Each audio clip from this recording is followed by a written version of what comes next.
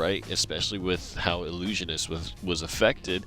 But there's still some very strong things. Mutagenic Bolt, again, like we talk about every single tournament, is still such an impactful card. The transforming effect is nothing to laugh at.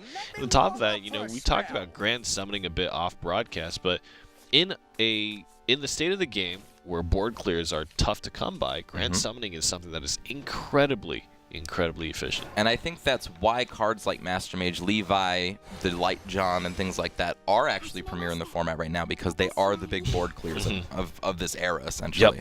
Yep. That's about as good as it can get. And talk about Burn Rune versus Summit Haven. That's exactly what we land in on. So he's already put that amulet down and gets the Snow White, and this is the picture-perfect turn 1, turn 2. Yep, and fortunately for Plot Armor, just like I was speaking about before the start of the game, he has drawn that Curate already, so it will make his Aether of the White Wings better.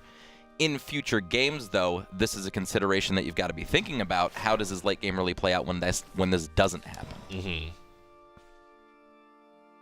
All right. The Niche, we talked briefly about in the North American tournament. And I think it is a good inclusion in the deck. We see how useful it is to limit your opponent's damage, but Niche is still very... It's really in there for the Tilting at Windmills Dragon deck, and you'll see a lot of these players' decks teched to beat the Tilting at Windmills Dragon deck. Unfortunately, it wasn't even highly played today. Yes. And so far as we know, the top 4 doesn't include a single copy of it. And it's like everybody showed up to the party, but nobody, everybody assumed that somebody was going to bring the punch. Right. And now you're in a party with no punch. Right, absolutely. Everybody's just eating a bunch of chips, feeling real dehydrated. Yeah, I expected to beat this with all of my decks. I did what you said, XO. I metagamed properly. Oh, man. Nobody brought it today. What's happening? That's because you got to stay ahead of the curve, guys. Tilting at Windmills, it's yesterday's news, okay? We're in today now. In fact, it is an interesting thing to think about, because it's the value of knowing what you're going up against is so powerful, right? And I don't think that these players, a lot of people are going to say, oh, Tilting at Windmills is so good, you should just bring it. But does its strength get affected by the fact that you are so predictable, right? You're so predictable. Everyone in the tournament, so far as we've seen, has answers to that style of deck, because they were expecting it to be one of the most played decks. And this is what I'm talking about. You can either choose to ban it, right, and essentially just side skirt it with the other decks that your opponents are playing, or you can leave it in like we saw a lot of yesterday, because you have decks that do beat it. This Carl is getting some value. Yep, lots of healing. Nice, and even one more point. This is, it's very rare that you see these cards persist, but when they do, they're so good at kind of just recovering. Yep. Incremental advantage over time, just so good. And we see, okay, I was going to say, Plot Armor almost had 2 just really lackluster turns. This will pull a Pegasus Dillahan. Let's see how much value can be pulled out of this card. And Pegasus Dillahan is pretty good. It's not bad, but it's very annoying to deal with. Its last words effect have to go to a countdown amulet, of which Plot Armor does not have access to at the moment. Repel the encroaching danger. Are you defying me? All right, and right now it looks like Fatina is going to be able to do a huge burst next turn, while also dealing with that Aether of the White Wing. I think his curve is looking really nice right now. Yeah, and Fatina will be happy with this scenario 10 times out of 10, especially with the Mutagenic Bolt in hand. And we know that Plot Armor is going to be unwilling to kind of, he's going to be less willing to trade in his Dillahan just because of the scenario here. I don't know if you can afford to... There's just no good way to clear this board on the backswing, so maybe you have to play the Heavenly Knight here. Got to do it, and you got to smash, I think, in defense here. You can't really push face, even though you want to. Good night. And that's going to mean that Mutagenic Bolt is a very, very strong option. Yeah. And luckily, Plot Armor does have Curate to stem some of the bleeding, but will it be enough going to this late game? Fatina's got a lot of good cards still left in hand. No sigils used with the Halo Golem yet, but the Grand Summoning doesn't really need one to get really good value. Oh my gosh, one away. You have to play the Curate here. I don't see any other line. Even with the Curate, though, there's no real way to push past this Master Mage Levi on board. So I think the Heavenly Knight's actually the option here. You have to storm it down. Yeah. Get rid of the rats and storm it down. Looking for an option draw. here. Okay. But still, you're fighting against burn, right? And yeah, unfortunately, the Aether of the White Wing to pull another Heavenly Knight would have been a good option, but you need to take care of this Master Mage Levy. And Fatina, 1 point away from winning this game. It's very easy for this deck to find one. Just one. So let's see if that gets pulled here. Ooh, and there it is. Oh, yeah. Got to get the rune off the Carl. Halo Golem will close things out, and Burn Rune takes the first game. And I think this has a lot, or does a lot to speak towards Fatina's eyeballing of Plot Armor's decks. He noticed there's a hole in this Havencraft deck in the form of consistency. So I'm going to allow that through and just use my super consistent decks to plot on through it. You have to wonder about kind of the... I think Plot Armor, the game would have gone very different if he had been thinking... Maybe taking a different strategy, right? Maybe not pushing so aggressive. The 4 damage that he did in the early game, as opposed to taking board control, letting that Carl persist, having the runes come down, get the double effect of healing and setting up the Mage of Nightfall. Right. You know, maybe a board-centric game might have been more beneficial. That's to fair. Plot Armor. That's fair. A lot of times when you're playing the Summit Haven deck, though, you get into this, I don't want to call it a trap, because it's not a trap, but a mindset of, I'm just going to get to my Heavenly Knights and just go face-face with a Summit Temple out and close the game out. This is not like the old or older versions or other versions of Aegis Haven where they're trying to win with Aegis. Yeah. Aegis is just an option in this deck. But we saw this situation there in Fatina's Burn Rune where his followers were just valuing out, right? You were left with this board with Master Mage and the Mage of Nightfall, both of which you had to commit Heavenly Knights just to clear. That's not a situation you want to be in as a deck that is storm-oriented, right? That's right. You never want to use them as a rush. No. No. You never really do. But sometimes you just got to make do with what you got. And Plot Armor, yet again, drawing that Curate out of his deck to smooth out his draws in the late game. This is going to be a mirror match, and Fatina's lists are his Havencraft list is a little bit different, right? He's filled out the curve a little more traditionally. Yep. Has a few more options for that Ether to pull in the mid game. Now, the funny thing is, Ancient Lion Spirit's not technically the best option here, right? So even though that isn't included, Pegasus Delahan could actually develop a lot more value over the course of the game than an Ancient Lion Spirit, so we'll see how that works out.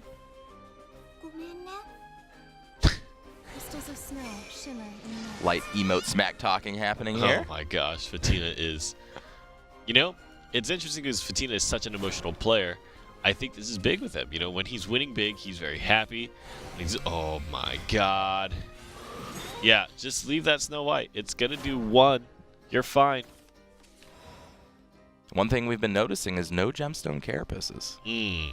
So this is very slow starts to both players. And really, it's just going to be a value game. And I feel like I've got to give value games to the side of Plot Armor, because he might be able to get his Aegis out faster. Now, that could change in a heartbeat if Fatina actually draws it off the top during one of the next couple turns here.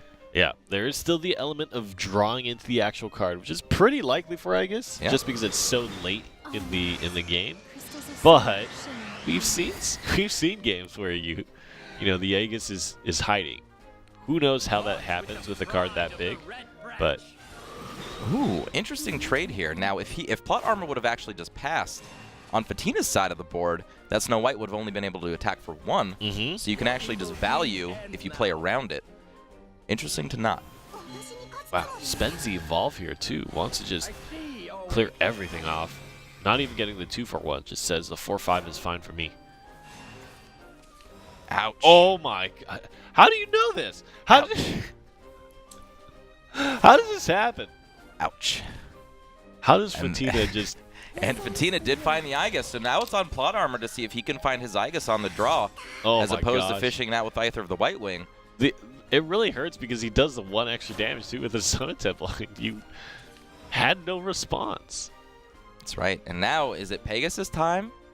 Probably Judge of Retribution time. Yeah, deny the draw, make the trade back. Gets the Pegasus anyway. Yeah. Yeah, I guess that's cool. We've actually not seen a countdown amulet on the side of plot armor yet. Mm-hmm. It really feels like Fatina has all the options that plot armor kind of would have hoped. Right, right. And these next 3 turns are going to be the most telling. Plot armor needs to draw that Aegis on curve, or else he is going to feel the sting of an opposing Aegis. Yeah. That's never what you want to feel in a Havencraft mirror. Oh my gosh. And the niche, now he had a few of them, but one of them already utilized in the early game, so. Another thing to note, if plot armor, he only has 2 niches in his deck, so using one early means he's not going to have it for the comeback factor if he wants to get his Aegis out in race. Probably going to need to spend a second evolution orb here. You don't see anything like Tribunal coming out. There's no kind of immediately activating card here, not even a Heavenly Knight to just go Storm here to try to clear out the board. And that doesn't feel good when you don't have evolution orbs. First of all, the Aegis race just becomes a lot more annoying, right? You don't have the ability to pump up its damage by evolving it. That means you're reliant on something like Darkjan. Yep, and unfortunately for plot armor, like you said, just not the options he wants. Doesn't have a Heavenly Knight on turn 7 and 8 to turn this game around to an aggro matchup as opposed to an Aegis matchup. So basically just has to play board control, and he's behind on that aspect as well. And there's more than enough options. Blackened Scripture, Tribunal. He's got Ether of the White Wing. There's just so many different ways that Fatina can approach this. And Fatina just looks like he's cruising. Yep.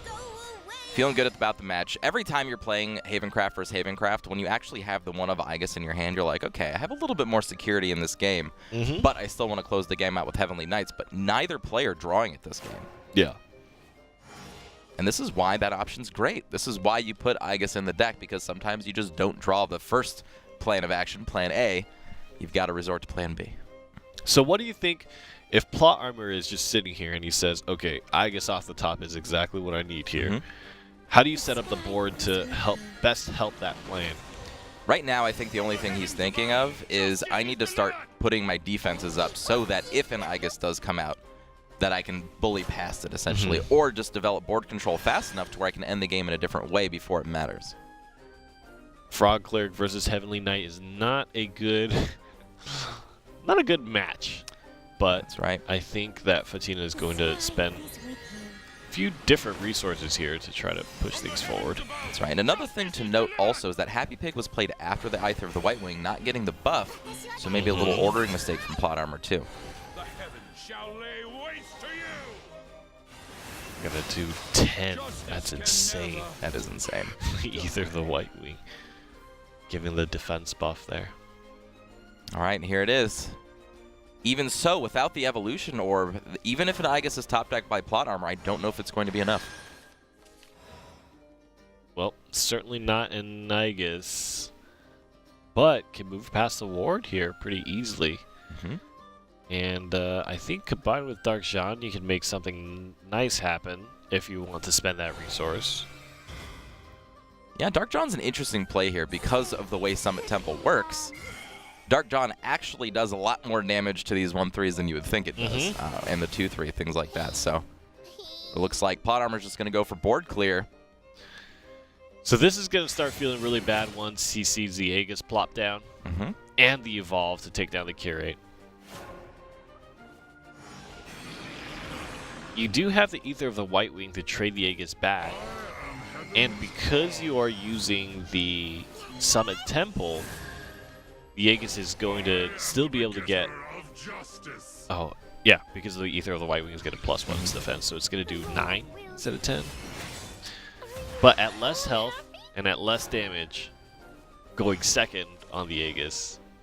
It's really just going to come down to who can produce more wards, who can produce more niches at the end of this game, and unfortunately, plot armor only has access to none. Yeah. And Fatina also has access to none. So that means that the first Aegis played has the advantage here. I actually think it's kind of important. Okay, he's going to be able to swing in first. So he's going to be able to The Dark John won't actually buff Aegis' damage in this scenario because Summit Temple is down. But it will buff the White Wings. Only 1 damage away from winning this turn as well. Because of Summit Temple. Roll number 2. Okay, gets one of them. But this board space, honestly, is not the worst. No. Right now, it's So he just has down a to turn. Plot Armor's top decks. Yeah. Got to top deck something here. And... Okay. Okay. Okay. So he can run the Ether in, and then Grimner to live perhaps 1 turn. That's right. But this does not necessarily mean that this is a lethal attack back, even if he does survive this turn, if Fatina can manage to clear away some of these followers. Absolutely have to run the Ether of the White Wing in. Yep.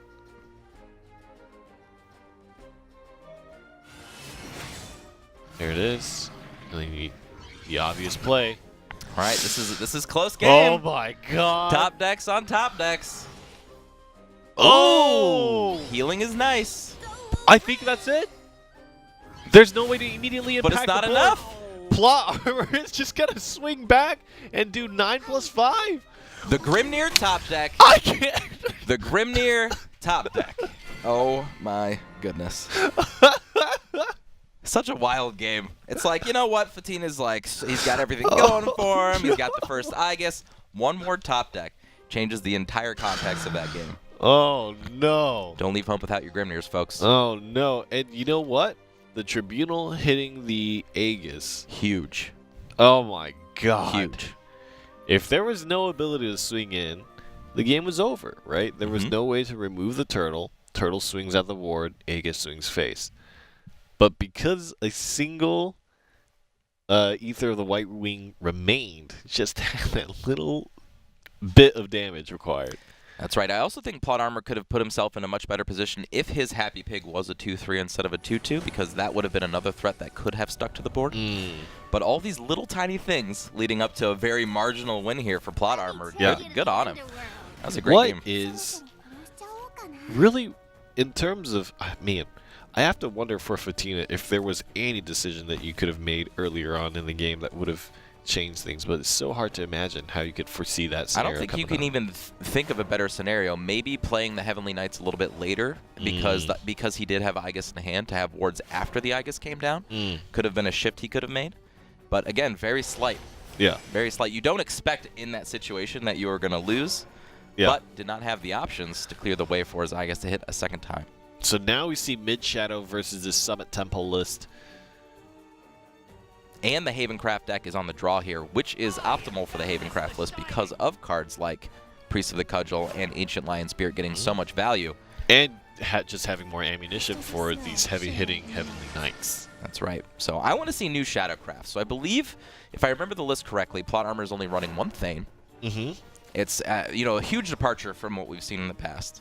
It might be another list that I saw with only 1 Thane, but the numbers are reducing. 2 to 1. They're no longer a 3 of. I think there was a list that just opted to remove Thane, too. Yep. There are no Thanes in some of the Shadowcraft lists, and just opting to run 19 2-drops, if I remember correctly, in that list. Yeah. 19 2-drops. Yeah, just trying to go heavy on the mid-range. I'm just going to stack the board with 2/2s and hope they can push through. All right, Heavenly Knight number 1 drawn. Ooh. Missed the proc on the Snow White. Something to think about. And shine. Gemstone Carapace followed by Priest of the Cudgel is an awesome 1-2 punch going into the evolution turns here for Fatina, though. Especially with things like Lurching Corpse. And actually, I think Plot Armor might be baited out into play. How much do you value holding the Soul Squasher? Against Haven, not very highly because those 4 shadows are really hard to come by. And using them all for the Soul Squasher instead of something for like a board fill Ektar later or the Aisha endgame, very hard to actually, utilize that way. Oh, he does save the Soul Squasher, so that means the Priest of the Cudgel is going to possibly be removed here. I don't know if he can build enough shadows actually to do that, though. Yep, and I think he's just going to allow the other Lurching Corpse to remain. There's no reason to attack into it. Produces a very strong board. And you got to remember, guys, Summit Temple means this is a 10 damage swing if these aren't dealt with.